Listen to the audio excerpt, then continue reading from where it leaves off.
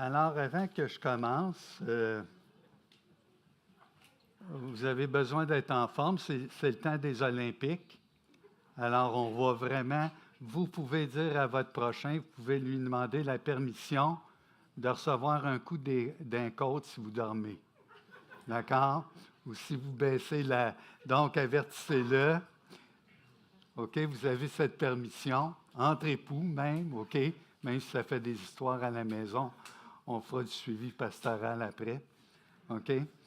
Donc, ça va aller vite. Pensez à notre ami Emmanuel et ils vont faire un marathon ce matin, d'accord? Tout le message va se passer essentiellement sur l'écran et j'aimerais qu'on se courbe avant. Alors, Seigneur Dieu, je veux te remercier pour ce temps et pour ce privilège que nous avons de s'adresser à toi. Je te demande ton intervention spéciale dans le cœur des gens ce matin afin que leur cœur fasse silence et vienne devant toi, malgré tous les soucis, les tracas ou les choses qu'on n'aime pas de notre conduite. On les apporte devant toi. Tu es ce Dieu qui, si nous confessons nos péchés, tu es fidèle et juste pour nous les pardonner. Et nous voulons abandonner nos transgressions. Alors, merci pour ce temps que tu nous donnes. Amen. Vous êtes prêts? Alors, je veux saluer ceux qui sont ici pour la première fois, qui viennent nous visiter. Ça nous fait plaisir. Je veux saluer ceux qui sont à la maison, qui sont retenus. Sachez que vous nous manquez, mais on pense à vous. On veut saluer les marquis. Alors, je ne sais pas si c'est eux qui nous ont envoyé la pointe de la tempête pour qu'on se rappelle d'eux, mais ça fait pas mal de choses à compter cette semaine hein, dans l'actualité. Alors, vous voyez qu'on n'a pas été exempt. Alors, le plafond, tout ça, mais il n'y a pas de danger, je tiens à préciser. Maintenant, Guiva promène des regards inquiets. Non. Donc, vous êtes prêts? Il y a une chose ce matin qu'on a fait dans tous les chants qu'on a chantés. Est-ce que vous avez remarqué le thème? Louise? OK, dis-le pas tout de suite. OK. Est-ce que vous avez remarqué le thème? Oui? Dis-le. Son nom. Son nom.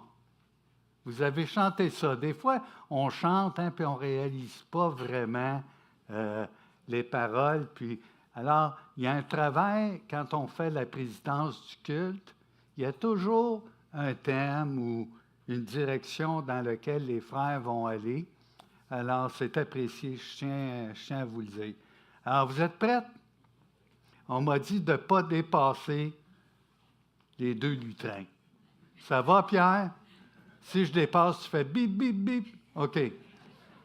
Alors, pour donner suite, ce matin, l'étude va porter sur « Tu ne prendras point le nom de l'Éternel, ton Dieu, en vain, car l'Éternel ne laissera pas impuni celui qui prend son nom ou qui prendra son nom en vain. » Donc, c'est dans Exode 27. Quelques personnes de l'Église se sont montrées préoccupées par le fait que plusieurs chrétiens utilisent soit le nom du Seigneur en vain, de manière banale ou négligente, et qui plus est, plusieurs ont tendance à servir d'expressions qui ne communiquent pas la grâce et la vérité. Et le conseil pastoral, alors toute notre équipe de 5, alors ayant pris connaissance de la problématique, nous tenterons ce matin d'apporter un éclairage biblique sur le sujet. Bien sûr, on veut le faire dans un contexte d'exhortation mutuelle avec une pensée d'instruction qui exclut une approche légaliste. OK? Vous n'êtes pas obligé de promener un regard de vautour sur celui qui s'exprime. On est tous coupables de ce commandement-là, vous allez le voir. D'accord? Le but étant de nous encourager à marcher d'une manière digne de la vocation qui nous est adressée. Vous comprenez? Alors, avant de passer à l'autre, moi, je veux vous dire, puis si je vous scandalise, vous me le direz après, mais on va dire les choses telles quelles. Alors, moi, j'ai été élevé dans la religion catholique. Ma mère sacrait après moi pour que j'aille à l'église. Vous avez entendu. Elle avait peur que je réveille mal. Il y avait tout un contexte. Puis je ne vous dirai pas ce qu'elle me disait, mais j'étais mieux de revenir avec le sermon du curé ou du prédicateur. Et dans la culture québécoise, malheureusement, l'usage des sacs, des blasphèmes, je vais mettre ça au clair ce matin, c'est dans une culture de révolution tranquille aussi, que je dirais. C'est-à-dire que c'était comme pour se détacher de l'Église dans ses faussetés, mais on était aussi faux et aussi hypocrite dans la façon de le faire. Donc, tu ne prendras point le nom de l'Éternel ton Dieu en vain, car l'Éternel ne laissera point impuni celui qui prendra son nom en vain. J'ai pris ce verset parce que, même s'il y a une thématique qui est abordée, on demeure toujours expositionnel. C'est-à-dire qu'on repose notre exposition sur quoi? Sur la Bible. Alors, là, je vais prendre chacune des parties. Vous avez le verset, je l'ai décortiqué, et c'est ce que je vais faire dans les prochaines minutes avec vous. Exode 27, c'est malheureux, je ne peux pas m'arrêter là-dessus. Donc, c'est Dieu qui délivre à Moïse les commandements. C'est le 3e commandement. Et les 4 premiers commandements s'adressent à Dieu. D'accord? Et les 6 commandements qui suivent s'adressent au prochain. C'est intéressant. Donc, l'enseignement que je donne ce matin, c'est tiré beaucoup de Kevin DeYoung, les 10 commandements, et beaucoup de Philip Graham Ryken, un presbytérien, un commentaire sur Exode, et beaucoup d'autres lectures. Et c'est ce que vous allez avoir en vrac. Vous allez avoir beaucoup de choses. Je vous avertis. Puis là, vous rouvrez les yeux là, avec des épingles à linge, OK? Donc, le premier commandement, ça interdit d'adorer de faux dieux. Je vous le résume. Le 2e commandement interdit d'adorer Dieu de la mauvaise manière. Puis le 3e est celui indiqué ci-dessus, c'est-à-dire après ma barre, ce dernier semble être un bon rappel des 2 premiers, et il peut nous paraître moins important. Violer le 3e commandement, ce n'est pas une légère offense. Et qu'est-ce qui est interdit au juste? On va le dire, mais vous savez, si tu lis Lévitique 24, 16, c'est plutôt, c'est ça, 24, 16, le verset 16, « Celui qui blasphémera le nom de l'Éternel sera puni de mort. » Il y en aurait une gang au Québec qui passerait, hein? OK? Mais peut-être que nous, on y passerait aussi. Donc, toute l'Assemblée le lapidera. Levez-vous pas debout. OK? Qu'il soit étranger ou indigène, il mourra après avoir blasphémé le nom de Dieu.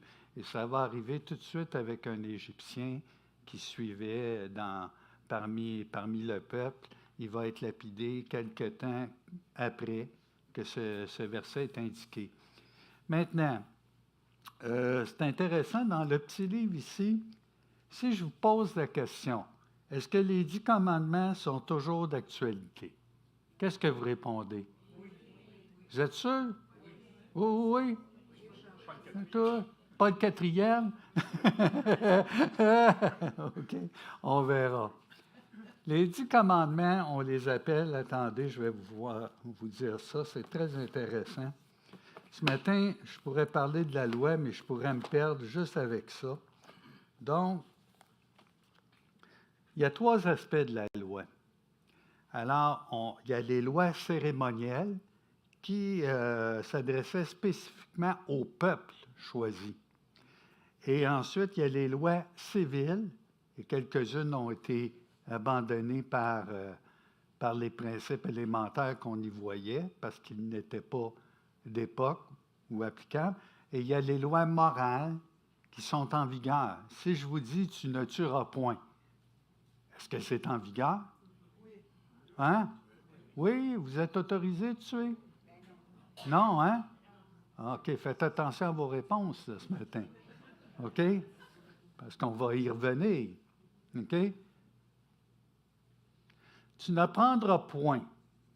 On va commencer, c'est le verset qu'on va prendre. Tu ne prendras point. En passant, quand tu lis les commandements de Dieu, tu dis, si tu ne te mets pas dans le contexte du peuple qui l'a reçu, quand le peuple reçoit ça, tu dis, bien, il me semble qu'il n'y avait pas besoin de dire ça.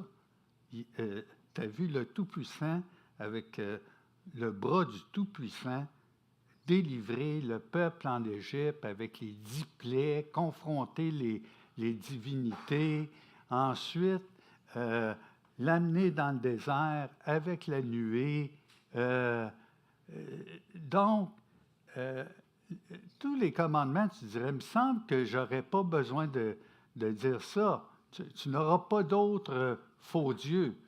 Bien, tu as vu que j'étais le seul Dieu. Et on voit que c'est négatif. Tous les commandements sont négatifs dans les 10 commandements, sauf un. Lequel? Honore ton père et ta mère. Elle était préparée à matin, hein? OK? Fait quoi, on va lui donner un papillon. Comme à l'école. Le sens de, est-ce que c'est marqué « tu ne diras point » ? Non. C'est « tu ne prendras point ». Ah, déjà, il y a une nuance. Donc, le sens ici, c'est user à outrance, invoquer, abuser, OK? Utiliser, comme on a dit. Le nom de l'Éternel, ton Dieu, en vain. Donc, le nom de l'Éternel, quelque traduit par second, est ce qu'on appelle le tétragramme, qui veut dire 4 lettres. C'était des consonnes, YHWH, qu'on a traduit dans certaines Bibles par Yahvé. C'est biblique. D'accord? Il y a 3 noms principaux dont on sert dans la Bible, qui sont El ou Elohim, Yahvé, puis l'autre, c'est quoi? Adonai. OK? Puis il y en a un autre, lequel? Kedosh, qui veut dire saint. Le saint. OK? Tous les noms de Dieu sont composés à partir de là. Dans un des cantiques qu'on chante, qui est le cantique numéro 13, qui donc dans le ciel, il y en a combien? Combien de noms? Oh, puis que j'envoie un chercher un livre de cantiques. Il y en a 6 qu'on nomme. Alors, j'ai répertorié à peu près 20 noms, et ce n'est pas exhaustif. Vous avez, c'est tout le temps des noms qui sont composés des noms que je vous ai dit. C'est-à-dire que tu vas voir Edelion, le Dieu très haut, El Shaddai, qui est le Dieu tout-puissant, Yahvé Jiré, Dieu pourvoira, OK? Et ce que j'aurais aimé, moi, là, vous savez, on dit, la Bible, c'est toujours les mêmes choses qui sont répétées, on n'évolue pas. Donc, il y a encore beaucoup de place pour clarifier ce que Dieu nous dit dans sa parole. Alors, j'aurais aimé voir dans les versions le nom utilisé, parce que souvent, le nom qui est utilisé a rapport à la situation où l'Éternel agit. Quand l'Éternel dit « l'Éternel pourvoira », c'est pour le sacrifice qu'Abraham n'avait pas au désert quand il a amené son fils. Est-ce qu'il savait? Oui. Alors le jeune homme s'en est rendu compte et ça s'appelle Dieu pourvoira. Et chacune des situations, et en hébreu, c'est particulièrement visible dans la, comment je vous dirais, dans la manière dont les choses sont écrites. OK? Si on dit Bethléem, Beth, maison, Léem, la maison du pain. OK? Alors, Beth, elle, c'est quoi? C'est Dieu, la maison de Dieu. OK? Alors, les noms ont une signification. Et en passant, vous allez voir, vous avez tous reçu un nom. L'avez-vous choisi? Vous ne l'avez pas choisi. Il y a des fois, il y en a qui sont fâchés de ne pas l'avoir choisi.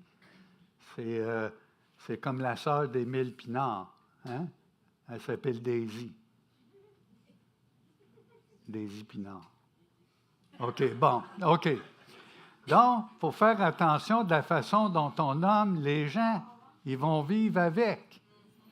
OK? Puis des fois, juste de voir les parents s'astiner, « Oh non, non, lui, il n'y a pas une face de Philippe. On ne l'appellera pas Philippe. Là, ils sont à l'hôpital. » Puis on regarde tous les noms. Hein? On voit que ça a une importance. Mais savez-vous que c'est un geste d'autorité que Dieu a donné? Quand il est dans le jardin, qu'est-ce qu'il va dire à Adam? Le privilège de nommer les animaux, hein? OK? Donc, c'est un privilège d'autorité de donner un nom. Qui a donné à Dieu son nom? Oups, on a un problème, hein? Oh, on a un problème. Hein? Hein? Oui. Hey, OK. Tu n'apprendras point, donc ça a le sens ici, on l'a vu, le nom de l'Éternel, on continue Emmanuel. Tu peux me remettre à l'ordre, hein? OK, des fois, puis avance, Pierre. L'idée ici, ça n'a rien de mystique ou encore de magique, comme s'il ne fallait pas mentionner son nom. Alors, chez les Juifs orthodoxes, on ne mentionne pas le nom de Dieu. Mais on est prêt à jurer par l'autel, puis par toutes sortes de choses. Donc, vous voyez comment le cœur de l'homme est tortueux par le péché. Hein? OK? Donc, torturé. Mais l'idée ici, c'est la révérence, l'honneur et l'adoration. Donc, contrairement au fait d'en user sans considération ou avec négligence, ce qui témoigne d'une certaine forme de mépris, la forme positive de ce verset est de prendre le nom de l'Éternel en l'adorant, en l'élevant. C'est ce qu'on a fait ce matin avec Amex. Dieu se révèle à Moïse de façon intime et lui révèle son nom spécial de son alliance, qu'on traduit également Seigneur. Donc, c'est Yahvé. Il s'est présenté avec le tétragramme. Et ça veut dire je suis qui je suis. J'étais, je suis et je serai. Quand quelqu'un se présente à toi et dit, là, c'est très important la voix qu'on va prendre. Hein? Alors, Dieu se présente sans colère en disant, je suis. Oh, ça, OK? C'est pas comme Tony, hein, l'Italien qui se présente, il y a quelqu'un qui vient devant lui, il dit, c'est tout qui je suis. Non, non, il n'y a pas de menace, il n'y a pas de... C'est je suis et ça impose tout de suite. Oh, attends, il n'est pas comme les autres. Vous savez, il y a une comptine d'enfants qu'on chante. Ma femme la chantait souvent à sa sœur. Hein? Hein, Diane? OK, vas-y, on va la chanter un peu. Ouais, vas-y. Elle était fatigante avec sa sœur. Mais ça commence, vas-y, 2, 3. Okay. Ouais, on y va ensemble. Il n'y a qu'un Dieu qui règne dans les cieux. Et il y en a deux. On-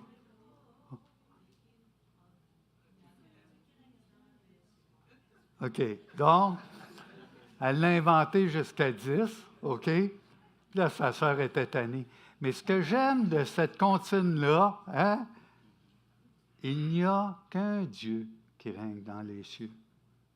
Par nature, c'est impossible d'avoir plusieurs dieux. Quand tu regardes ça, même comme chrétien, puis même comme non-croyant, des fois, tu te dis, ben voyons, hein, s'il y en a un qui est plus Dieu que Dieu qui est Dieu, puis le Dieu de... Non, ben, ça ne tient pas la route, hein? OK? Et là, je suis ce que je suis. J'étais, je suis, je serai. Voici ce que tu diras aux Israélites, au peuple. Je suis, m'a envoyé vers vous. Ça fait spécial, hein? Je suis, m'a envoyé vers vous. Ouais, Moïse avait besoin de pas mal de foi, hein? OK? Le nom de Dieu que Dieu a révélé, oups, le lutrin, est son nom personnel. Son nom évoque l'auto-existence, l'autosuffisance, sa souveraineté suprême. Et les événements de l'Exode qui ont précédé témoignent aussi de sa puissance salvatrice. Il sauve, c'est un Dieu sauveur. L'une des choses les plus remarquables à propos de Dieu, on l'a vu, c'est qu'il n'y a personne qui lui a donné son nom. On ne parle pas ici des faux noms de Dieu inventés par les hommes, toutes les divinités. D'accord? Le nom de Dieu précède tous les autres noms. Savez-vous que le nom sacré de Dieu, comme je vous ai mentionné, il est utilisé 7000 fois dans la Bible à peu près. Hey, c'est au volume, hein? Il y en a un. Donc, il doit avoir une idée bien importante là-dedans. Dieu nous a donné son nom pour que nous puissions nous adresser à lui personnellement. Hey, considérez-vous le privilège? L'appeler par son nom renforce notre relation d'amour avec lui. Ce que Dieu interdit, ce n'est donc pas l'usage de son nom, mais son mauvais usage. Un commentateur souligne 3 façons dont le nom de Dieu était communément profané à l'époque de l'Ancien Testament. Un mauvais usage. Premièrement, dans la sorcellerie.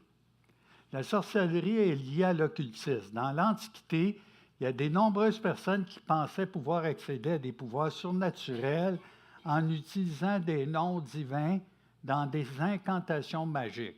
Ils demandaient à leur Dieu de guérir leur corps, de leur prédire l'avenir et de leur donner la victoire au combat. Donc, on a vu dans l'histoire de l'Exode que les Égyptiens se sont spécialisés dans ce genre de choses. Première façon de mal utiliser son nom. Deuxième, les fausses prophéties. Le nom de Dieu était également utilisé à mauvais escient dans le cadre de fausses prophéties. Les prophètes disaient toujours quelque chose comme ça. Ainsi parle le Seigneur. Et quand tu vois dans des livres, des fois, que vous trouvez particulièrement difficiles à lire, au niveau des prophètes, au niveau des prophètes mineurs, dans les rois, dans les chroniques, on voit qu'ils sont prêts à mentir en utilisant la formule « Ainsi parle le Seigneur ». C'est pas n'importe quoi, hein? Fait que nous, on ne fait pas ça, hein? OK. Cependant, lorsqu'un faux prophète essayait de citer Dieu de cette manière, il y avait l'idée de mensonge puis d'abuser son nom. Ça va? OK? On continue. Les faux serments. Ben oui. En passant, je te jure, là, je te jure. Oui, je te jure. Je te jure sur la tête de ma mère. Ma mère serait à côté, elle dirait « Hey, veux-tu laisser ma tête tranquille? » Puis on va voir plus loin que c'est plus grave. Tu ne peux même pas jurer sur ta propre tête. Vous allez le voir. OK? Alors, l'idée ici, on prenait le nom pour persuader les autres qu'ils disaient la vérité. Par exemple, au tribunal, je te juge devant Dieu là, que, OK? Ou dans le cadre d'une affaire commerciale. Les gens disaient souvent quelque chose comme « L'Éternel est vivant ». Je te le dis, là, OK? En prononçant le nom de Dieu, ils essayaient de prouver que ce qu'ils disaient était vrai. Ça commence bien mal. Hein? Si vous avez quelqu'un qui commence comme ça, là, tu fais « On ne va même pas faire ensemble ». OK? En fait, ils prenaient Dieu à témoin. C'est ça que ça veut dire. Continue. Le problème se posait lorsque les gens prêtaient serment au nom de Dieu et commençaient ensuite à mentir. Il s'agissait d'un parjure, une violation directe du 3e commandement. C'était utiliser le nom de Dieu pour confirmer que ce qui était faux plutôt que ce qui était vrai. Ça va-tu assez vite, là, Emmanuel? Ah, comme ça? OK.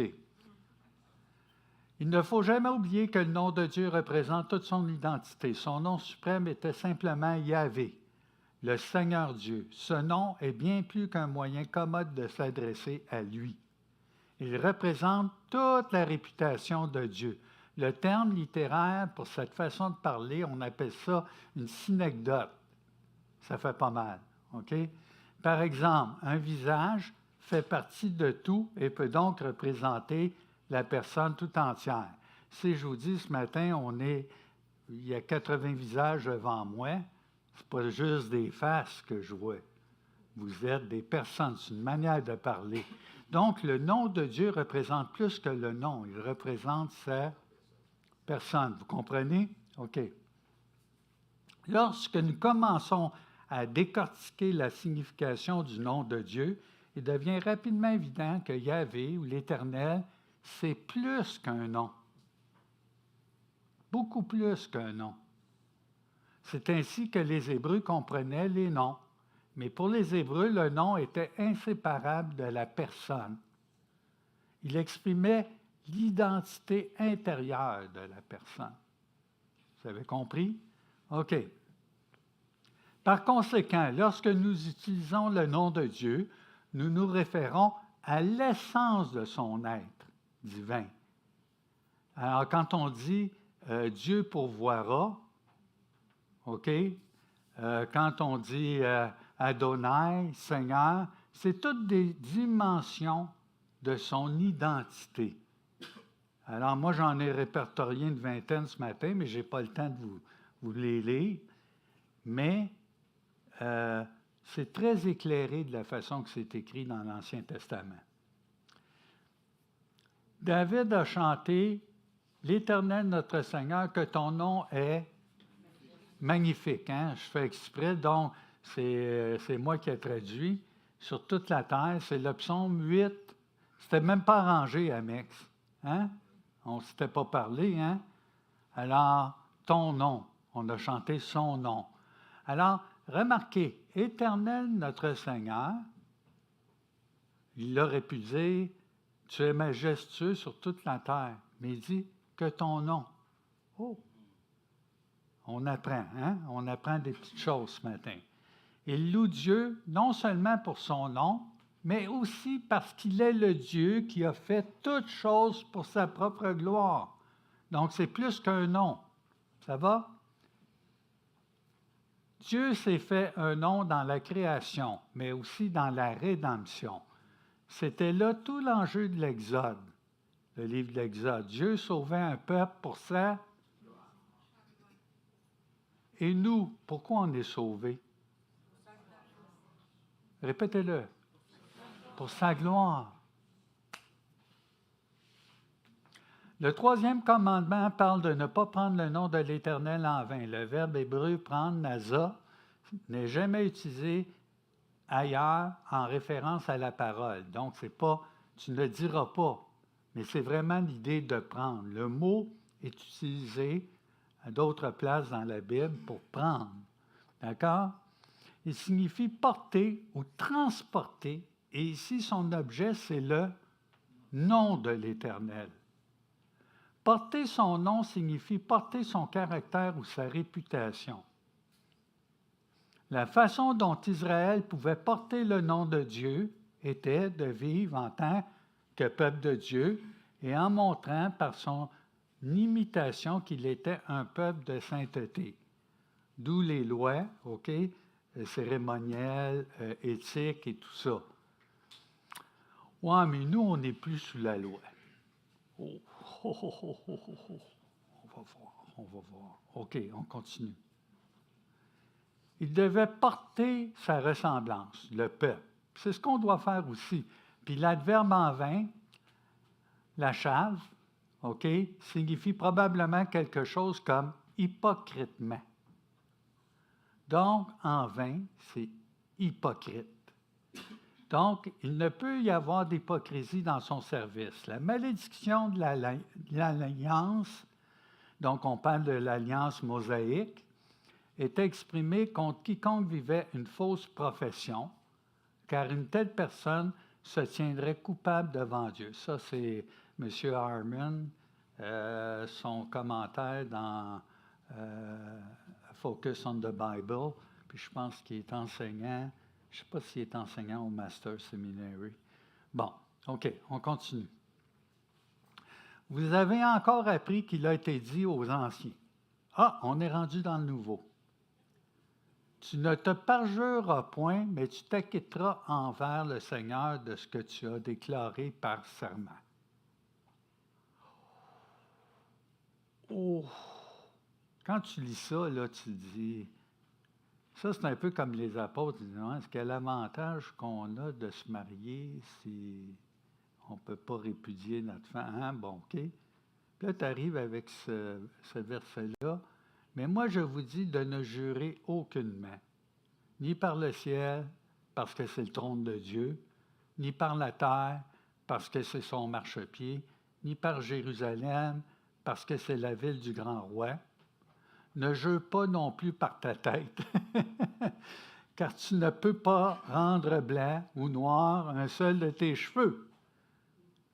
Que votre parole soit oui, oui, non, non, ce qu'on ajoute vient du malin. Quand tu es obligé de jurer, là, c'est que tes paroles ne valent pas grand-chose. Puis jurer sur quelque chose où tu n'as pas l'emprise, tu n'as pas d'emprise sur ta tête, tu ne sais pas combien de jours tu vas vivre. Puis si tu maquilles, les Juifs maquillaient la chose en disant, je ne prendrai pas le nom de Dieu, je vais prier je vais jurer sur son autel. Ou je vais jurer sur... Hey, l'Éternel se rit en disant, mais voyons, tu as l'air d'un enfant là, qui se cache, puis qui joue à cachette, tu jures sur d'autres choses. Il n'y a pas de superstition, puis de lucky charm là-dedans. OK. Quel est le sens? Là, je vais vous donner, on va voir rapidement des noms, des termes qui sont utilisés au Québec, puis je vous ai mis ça dans le plus simple possible. Là. J'ai même résumé les définitions. OK? Donc, blasphémer, c'est proférer des blasphèmes. Ça, ce serait un genre de réponse de ma femme. Oui, mais c'est quoi des blasphèmes? OK? C'est tenir des propos injurieux contre des personnes ou des choses respectables. Donc, on peut blasphémer Dieu, mais on peut blasphémer aussi contre la religion ou contre un paquet de choses. Ensuite, c'est dire, crier, user, vociférer, puis vous pouvez m'en trouver d'autres, une ou des paroles outrageantes. Un synonyme, c'est insulte, juron, sacrilège. D'un point de vue littéraire, c'est de l'impiété puis de l'imprécation. On continue. C'est quoi le blasphème selon la Bible? C'est blasphémer, écoutez bien, ça j'ai trouvé ça bien parce que je lisais ça, puis la première fois que j'étais confronté à ça, c'est de refuser de dialoguer avec Dieu. Le blasphème est donc une insulte à Dieu, c'est le refus de dialoguer avec Dieu. Ce péché est impardonnable parce que si Dieu voulait me le pardonner, dans la même logique, je dirais encore qu'il me pardonne poussé par le mal. Ça, ce serait un blasphème. On continue. C'est quoi un blasphémateur? Ben, c'est celui qui blasphème. Hein? Mais un blasphémateur, ça qualifie une personne dont les propos et les discours sont outrageants à l'égard de la religion, de Dieu, mais aussi de manière générale dans le monde des divinités et de tout ce qui est sacré ou considéré comme tel. C'est quoi profaner? Profanation, c'est traiter sans respect un objet, un lieu, en violant le caractère sacré. Alors, violer des tombes, violer des ornements, et au figuré, quelqu'un profane en faisant un usage indigne et mauvais de quelque chose, en violant le respect qui est dû. Profaner le nom de Dieu. Violer le caractère sacré c'est synonyme de polluer puis de violer. Littéraire, blasphémer. Et le contraire, c'est consacrer et purifier. Donc, faire un mauvais usage c'est synonyme d'avélir, dépraver, discréditer, entacher, galvauder, en voulez-vous d'autres? Bon, d'un point de vue littéraire, c'est flétrer, c'est prostituer, c'est contraire à honorer, observer, respecter et vénérer. C'est quoi le mot juron? C'est jurer. Et sacré, en passant, ce n'est pas un terme français, c'est un terme québécois. Parce que sacré veut dire mettre à part pour Dieu, le sens véritable, ou consacré. OK? L'expression grossière traduit sous forme d'interjonction une réaction vive de dégoût ou de colère. Dans la religion chrétienne, c'est une parole offensante pour Dieu ou quelque chose de sacré, pris mal à propos à témoin. Que signifie le mot euphémisme? Pourquoi tu nous parles d'euphémisme ici, là? Un euphémisme, c'est l'atténuation dans l'expression de certaines idées ou de certains faits dont la crudité aurait quelque chose de brutal ou de déplaisant. Alors, on va dire il s'est éteint, il est parti pour un monde meilleur, au lieu de dire il est mort. Le mot euphémisme, ça vient du grec phémi, je parle, et du préfixe qui veut dire bien, et désigne une figure de style dont le but est d'atténuer le caractère désagréable ou brutal d'une idée. Une manière de bien parler qui permet d'évoquer un sujet déplaisant ou tabou sans que cela en ait l'air. Dans certains cas, ça va être la modification d'un mot ou d'une expression pour la rendre plus acceptable. Alors, des fois, le procédé est très bien. Mais d'autres fois, il est fait d'une manière hypocrite. Alors, on va rendre des termes du sacré peut-être plus acceptables, mais c'est de l'hypocrisie déguisée. Alors, on va maudit, Moses, vierge, Saint-Crème, torieux, calvaire. Ah, Pierre, salue pas mes oreilles. Mais on les salit. Moi, j'étais avec. Bon, OK, non, je ne rentrerai pas là-dedans. À un moment donné, oui, j'ai un concierge à l'école, un remplaçant. Et on avait une expression chez nous, puis surtout ma collègue de travail, elle disait torieux. Alors, ça veut dire tort à Dieu. C'est ça que ça veut dire. Est-ce que vous pensez que je le savais? Alors, quand il est venu me voir, le concierge, d'autant plus qu'il venait d'une église charismatique, donc je ne le prenais pas. « Hey, Moses, qu'on est pogné avec des problèmes. Hein? » Puis là, il vient me voir et il me dit, sais-tu ce que ça veut dire, torieux? Là, il m'explique. Puis là, tout de suite, c'était quoi mon premier réflexe? De vouloir me défendre. Mais il avait raison. Donc, les termes étaient utilisés dans les décennies passées quand le catholicisme régnait en maître au Québec. Donc, on n'avait pas le droit en bon québécois, de sacrer, de blasphémer. Alors, c'est Roger Fournier dans c'est Jean Besseré qui jouait dans une série, il disait Ostemberg. Hein? Ou Ostemberg, hein? Vous souvenez-vous de ça?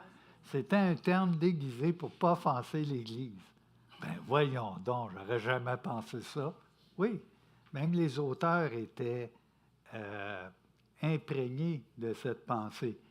Et avec la Révolution tranquille, ça a passé de l'autre bord, mais complètement.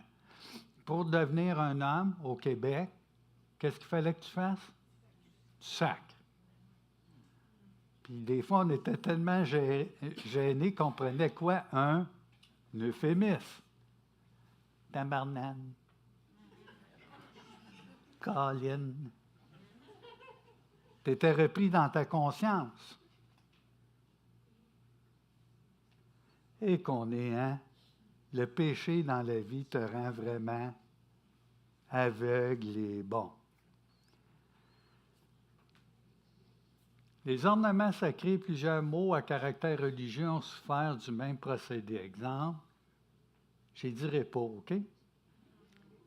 Et pour nous épargner nos chastes oreilles, j'arrête ici. Une liste qui, malheureusement, ça va être trop longue et inutile.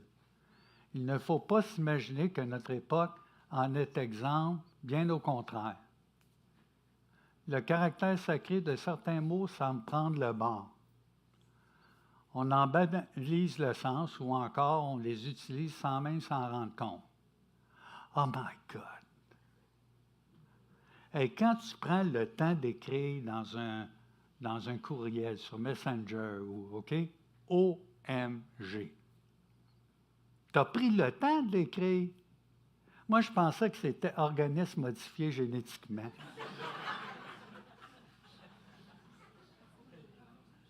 Tu prends le temps d'écrire OMG. My Lord, my gosh. Puis là, en anglais, holy cow, nommez-les, là, OK? Hein, non, on ne fait pas ça, nous, hein? L'utilisation de plusieurs autres expressions en sont des preuves manifestes. Alors, on doit surveiller notre langage comme chrétien. Sans même s'en rendre compte, on va dire « Oh my God, my Lord ». Puis là, à un moment donné, je parlais, c'était comique, c'était Michel puis Manon, qui me contaient au début de leur vie chrétienne, hein, à Saint-Hilaire, c'est ça. Il y avait un couple qui avait décidé de faire un sketch. Hein?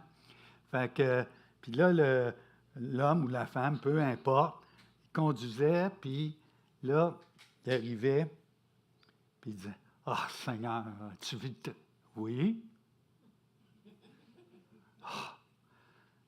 Je te dis, ça n'a pas de bon sens. Oui. OK, tu m'as appelé? Oui. Seigneur, ah non, ça se peut pas, mais. Ah. Puis là, dans notre quotidien, on utilise des termes qui appartiennent seuls à Dieu. On est tous comme ça. Ah, tu te dis, non, non, moi, je n'ai jamais fait ça. Attends. L'utilisation, il y a bien des expressions, c'est des preuves manifestes. Donc, sans compter que dans les manifestations les plus crues ou directes, elle exprime très ouvertement une colère, une haine ou un mépris envers Dieu ou un manque de connaissance, d'intelligence. Si nous gardons ces commandements, par là, nous savons que nous l'avons connu. Ça, c'est dans 1 Jean. Ouais, moi, je suis plus sous la loi. Il y a un concept. Je n'ai pas le temps d'expliquer ce matin tout ça, là, parce que c'est un autre sujet. Mais celui qui dit « je l'ai connu » et qui ne garde pas ses commandements, bien, c'est un menteur, puis la vérité n'est point en lui. Mais celui qui garde sa parole, l'amour de Dieu est véritable, parfait en lui. Par là, nous savons que nous sommes en lui. Alors, celui qui dit qu'il demeure en lui doit marcher aussi comme il a marché. Est-ce que j'ai besoin de l'expliquer? Est-ce que j'ai besoin d'expliquer ça? Et c'est ici son commandement, que nous croyons au nom de son Fils. Le nom, avez-vous remarqué? Encore, toujours le nom est là. Donc, et que nous nous aimions les uns les autres selon le commandement qu'il nous a donné, celui de nous aimer les uns les autres. Celui qui garde ses commandements demeure en Dieu et Dieu demeure en lui, et nous connaissons qu'il demeure en nous par l'Esprit. On n'est pas des orphelins, on a les arts, on a été scellés par le Saint-Esprit pour le jour de la rédemption. Dans 1 Jean 3, 23, 24. On va passer, on n'a pas le temps ce matin. On va passer, on n'a pas le temps ce matin. C'est quoi la contrepartie d'utiliser son nom en vain? Dans un contexte très particulier, dans Corinthiens 10, 31, c'est intéressant de voir que ça arrive avant les ordonnances, quand on prend le repas du Seigneur. Puis quand ils prenaient le repas du Seigneur, l'Assemblée ne s'attendait même pas. Il y en a qui se vautraient dans la nourriture, puis qui se saoulaient, puis c'était vraiment, mais OK? Alors, soit que tu manges, soit que tu bois, faites toutes choses pour... On continue. Au reste, frère, que tout ce qui est vrai, ce qui est honorable, ce qui est juste, ce qui est pur, ce qui est aimable, ce qui mérite l'approbation, ce qui est vertueux, puis digne de louange, mais que ce soit l'objet de nos pensées, vos pensées, mes pensées. Car l'Éternel ne laissera point impuni celui qui prendra son nom en vain. Alors, le verset se termine comme ça. Il déclare que quiconque enfreint le troisième commandement devra en répondre. L'Éternel ne laissera point impuni celui qui usurpe son nom. Utilisé en vain, usurpé. Le châtiment précis n'est pas spécifié ici. En fait, la menace semble presque sous-estimée. Il est simplement dit que le contrevenant n'est pas exempt de culpabilité. Cependant, cette expression-là, on l'appelle une méiose. Ça fait pas mal ça non plus, OK? Pas une déviation de la colonne, là, c'est méiose en grammaire. Ça veut dire, on en dit, moins on en dit, mais beaucoup plus on veut en dire. Tu veux-tu dire ce que ça veut dire, Pierre? OK. Par exemple, lorsque des personnes en position d'autorité disent, et là, c'est le ton. Mais moi, j'ai vu, à travers ma carrière, puis probablement à travers la vôtre, à un moment donné, un de vos supérieurs qui vous a dit gentiment, « Je ne serais pas ça à ta place. » Puis ce n'était pas nécessairement une menace. C'est un avertissement. Elle ne se contente pas d'émettre une opinion décontractée, mais c'est un avertissement sévère, mais dit, OK, avec, on appelle ça, on en dit moins, mais ça veut dire beaucoup plus. D'accord? Ainsi, lorsque Dieu dit qu'il ne nous tiendra pas pour innocents, ce qu'il veut dire, c'est qu'il nous condamnera. Ben oui, mais Pierre, moi, je suis sous la grâce. Donc, c'est pas grave, je peux le faire à tour de bras. Non, on passe devant le tribunal de Christ. Tout homme va être jugé, puis lui, il va dire, t'es mon enfant, t'es gracié par le sang de Jésus. Ça ne nous rend pas moins responsables des choses qu'on fait, même si on est sous la grâce. Donc, le chrétien brille la gloire de Dieu. Puis si on ne péchait pas, 1 Jean 1,9 ne serait pas là. Mais tu veux-tu dire que je peux rester dans le péché? Marcher dans le péché est une chose. Pécher, est une chose. Ne pas vouloir abandonner son péché, c'est très sérieux.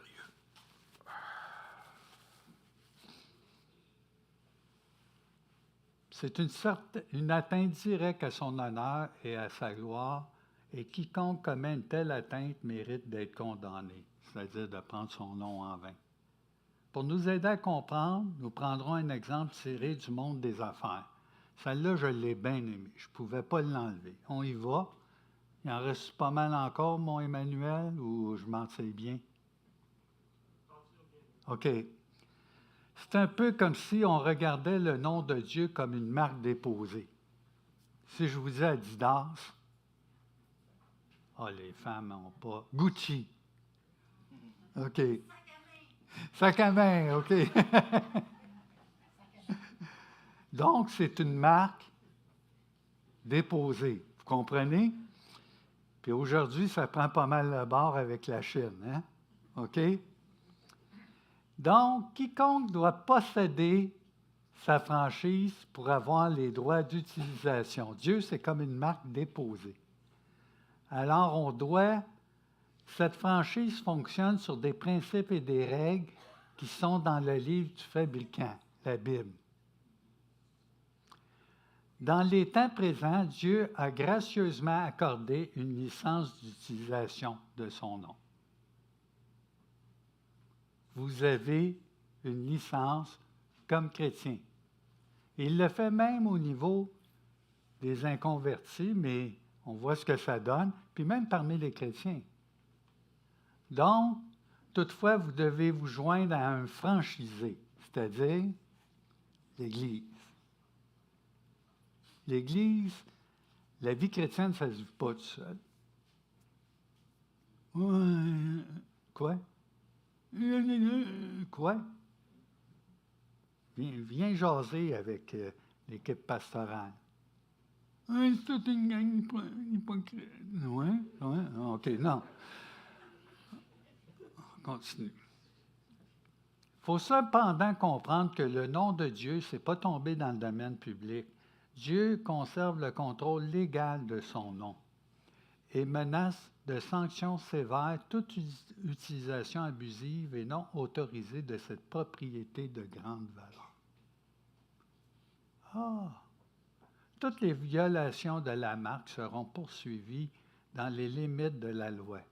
Le procureur, le juge, le jury et l'exécuteur, c'est Dieu lui-même. Lorsque des personnes enfreignent le troisième commandement ou tout autre commandement, elles sont coupables devant Dieu et en fin de compte, elles seront jugées pour leurs péchés. Oui, mais Pierre, oui, tu vas être jugé, mais déclaré juste à cause du sang de Jésus. Mais regarde comment tu marches, regardons comment nous marchons. OK?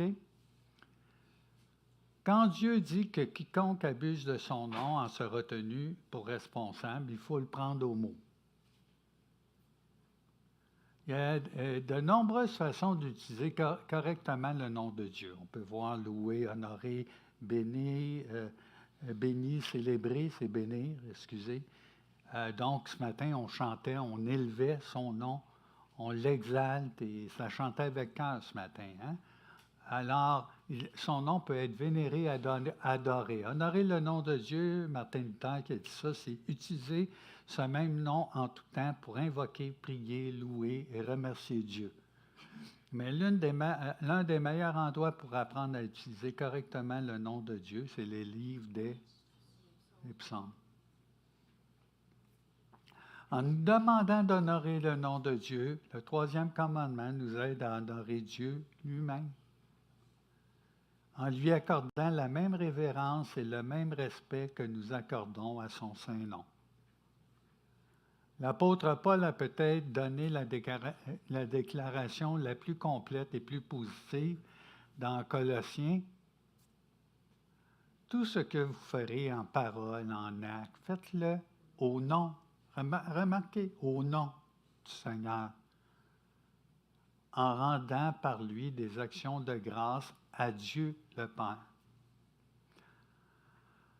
Rapidement. Si vous avez le temps d'aller dans Actes 19, 11 à 16, il y a 7 fils de Séva. Séva, c'était un sacrificateur.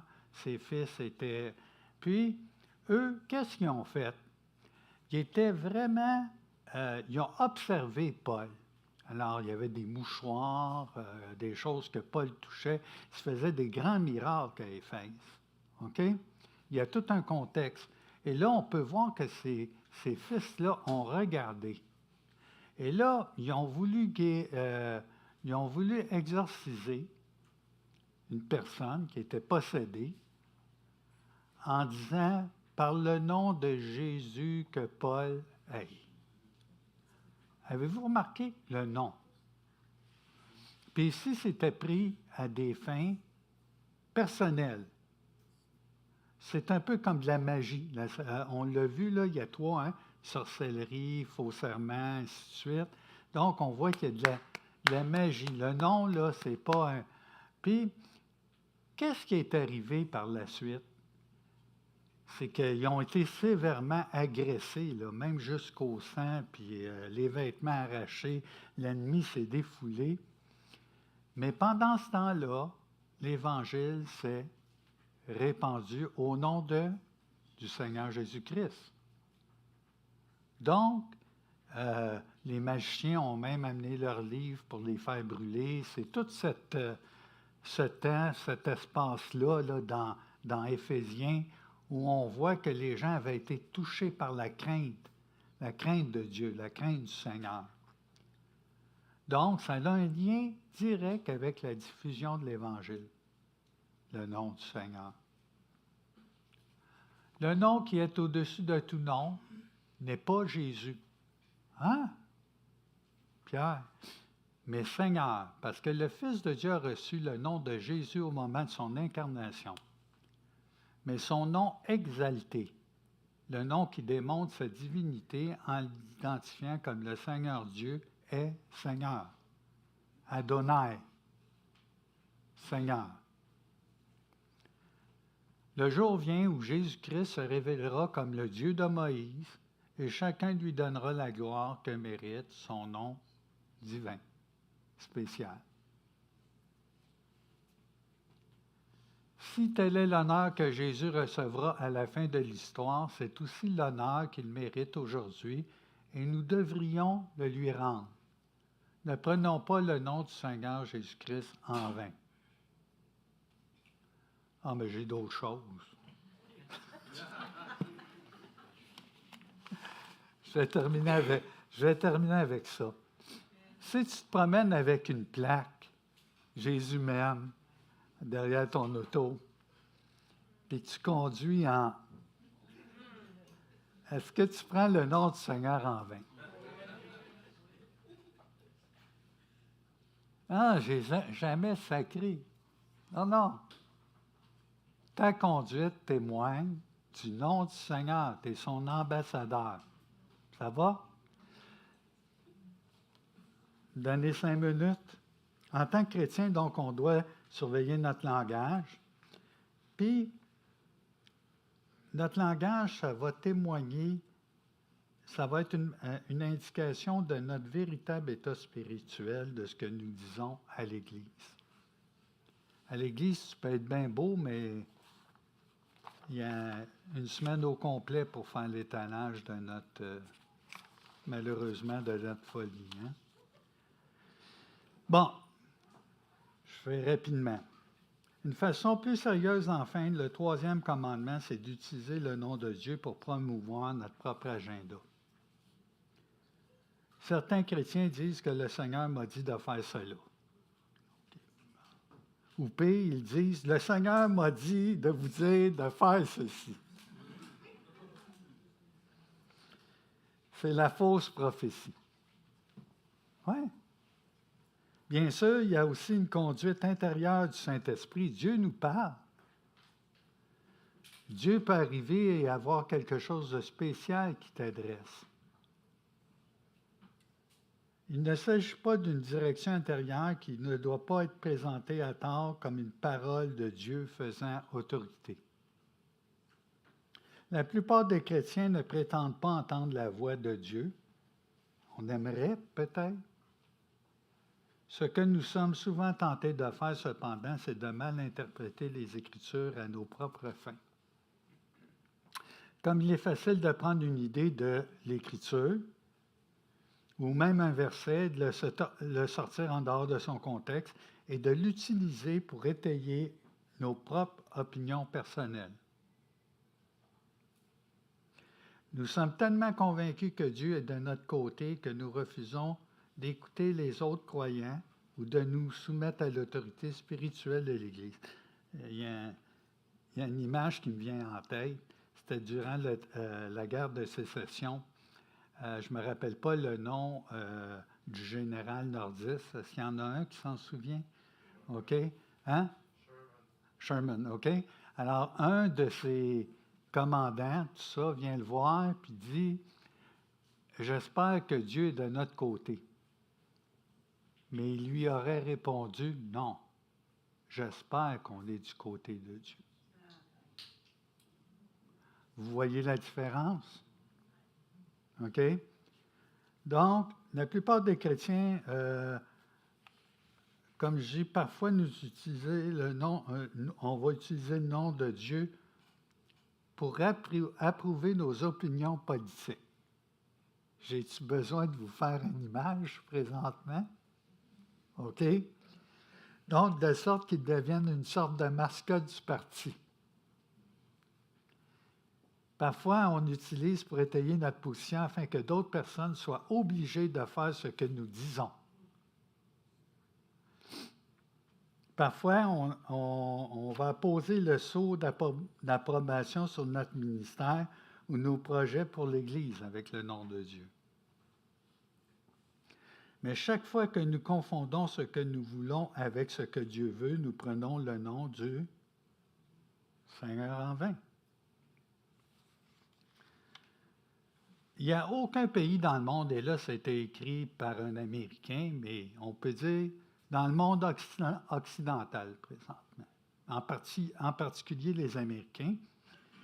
Donc, il n'y a aucun pays où les gens utilisent le nom de Dieu autant ou aussi publiquement. En dépit du troisième commandement, peu de candidats aux élections sont capables de terminer leur discours sans demander à Dieu de bénir leur auditoire, ou la nation, ou le grand travail que nous entreprenons. Mais tout le monde est sûr que l'autre côté n'est pas sincère. Oui. Les athlètes remercient souvent à la télévision, ils vont remercier Dieu pour avoir fait un tas de gens gagnants. Comme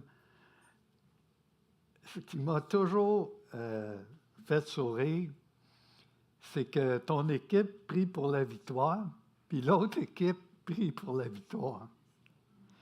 Mais maintenant, il y a un phénomène aux États-Unis, donc je me réjouis, c'est que des chrétiens évangéliques se réunissent ensemble, les deux équipes, avant le début de la partie. Puis ils vont prier, parce que c'est un sport physique et dangereux, donc ils vont prier même pour chacun. Donc, c'est un renouvellement de l'intelligence qu'on a besoin. Tous ceux qui veulent changer l'Amérique et tous ceux qui ne le veulent pas comprennent l'histoire d'amour de la nation avec le nom de Dieu. C'est pourquoi tout le monde l'invoque. Sincère, pas sincère. Il existe bien d'autres façons de prendre le nom de Dieu en vain. Nous le faisons lorsque nous disons « OK, une blague. » Bien, c'est vrai, c'est vrai. J'étais là dans une grande église et ça exaltait. Puis là, je ne comprenais pas. J'ai dit, c'est quoi ça? 13 13 13 Non, c'est Praise the Lord.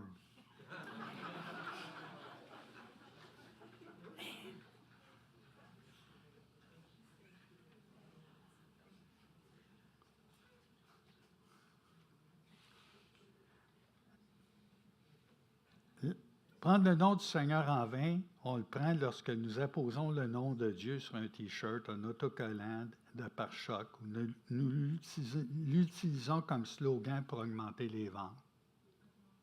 C'est rendu là. Nous le faisons lorsque nous utilisons sa parole pour faire des blagues, ou lorsque nous écrivons des chants chrétiens avec des paroles banales. C'est un signe d'époque. On répète, c'est bien, on n'est pas contre pas juste une église où on chante que des vieux chants, donc on est actuel, mais il faut regarder la teneur des chants que l'on chante. Donc, il s'agit d'une violation grave du 3e commandement, mais la manière la plus subtile et peut-être la plus courante de le transgresser, c'est d'être négligent dans notre culte. Lorsque nous regardons l'Église aujourd'hui, il est tentant de se demander ce qui est arrivé à Dieu. Il semble y avoir si peu de respect et de crainte, si peu de tremblement devant sa majesté. Au lieu de cela, nous prenons Dieu à la légère. C'est David Wells qui a dit, il appelle cela l'apesanteur de Dieu. Ça veut dire quoi? Il y en a d'autres qui l'ont décrit comme la banalisation de Dieu. Une vision aussi triviale de Dieu vient d'un discours trivial à son sujet. Nous ne reconnaissons pas sa véritable gloire lorsque nous venons en sa présence pour l'adorer. Nos pensées souvent vont errer lorsqu'on prie. Nos yeux vont parcourir les pages de l'Écriture, mais notre esprit n'est pas ouvert à la parole de Dieu. Et quand nous chantons, notre cœur n'est pas en phase avec notre voix. C'est Shakespeare dans Hamlet qui disait « Mes mots s'envolent, mes pensées restent en bas. Les mots sans pensée n'iront jamais au paradis. » Notre culte est désinvolte, négligent et peu sincère, et c'est ainsi que nous déshonorons le nom de Dieu. C'est une partie un peu plus sévère. Et ce n'est pas dit pour que vous vous sentiez coupable, mais vous savez, nous étions tous des pécheurs. Dieu nous a sauvés par grâce. Et le corps de chair dans lequel on vit n'a pas été encore changé à la gloire de Dieu. On doit travailler constamment là-dessus. Alors, si un frère, une sœur s'échappe, comme j'ai dit au début, regarde-le pas avec des yeux de vautour. Vous savez que quand on pointe du doigt, il y a toujours 3 doigts dans la direction. Donc, il faut faire attention. Hein? Et je remercie les personnes qui nous ont apporté cette dimension. Je n'ai pas pu tout dire ce matin, mais j'espère que ça vous a apporté un regard à méditer sur notre façon de faire les choses. Puis soyez des ambassadeurs encourageants même.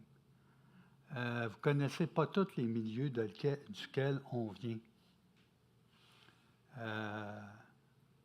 Je travaillais avec, au coin de Frontenac et Ontario, j'ai fait ce métier pendant 31 ans. J'ai vu 35 000 élèves adultes provenant d'Hochelaga, Maisonneuve, du Centre-Sud, du quartier gay. Alors, mes oreilles en ont pris un coup. Mais, à quoi tu t'attends d'une personne qui ne connaît pas Christ? C'est ce que nous étions. Alors, baissons la tête. Notre Dieu, notre Père, merci de ton beau nom.